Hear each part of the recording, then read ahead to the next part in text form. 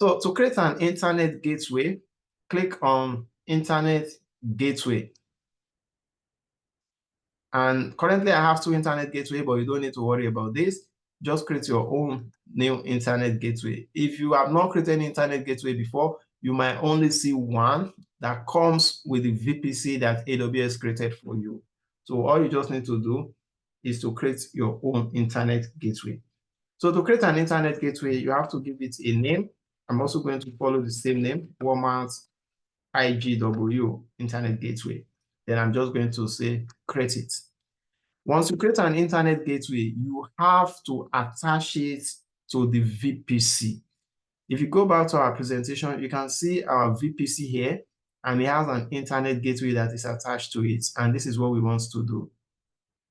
So to attach an internet gateway to a VPC, if you have not refreshed the screen after you create your internet gateway, towards the right hand side, you will see attached to a VPC. You can click on this.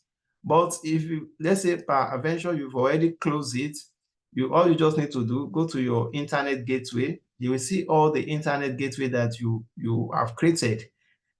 Anyone that has already been attached to a particular VPC or to a VPC before, or that is currently attached to another VPC, you will not be able to use it because it's going to be showing state attached, meaning that you can only attach one internet gateway to one VPC.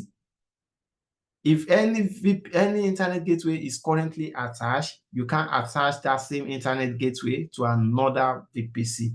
And anyone that has not been attached to a specific VPC or to a VPC, you're going to see it under state as detached.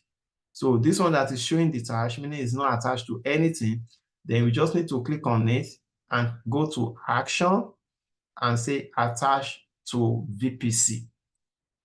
When you click attach to VPC, then it's going to bring you this drop down arrow. So you can click on it and select the VPC that is you want to attach to.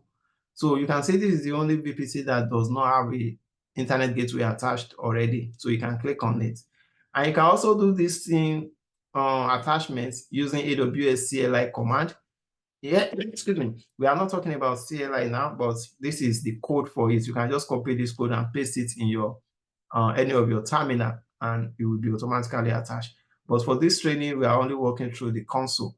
So I'm going to click on available VPC, select my VPC, then attach it.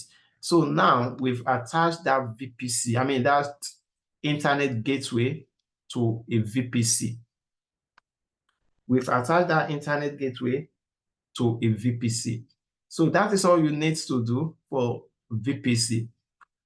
For subnet, we don't really need anything for internet gateway on the subnet level. The only time that we're also going to need the internet gateway is when we get to the route table. So now we have our VPC. Let's go here. We have our VPC, and inside our VPC, we have our public subnet and our private subnet. And now we also attach our internet gateway. So the next thing to do is working with the route. So to work with the route, go on. Let me stop that.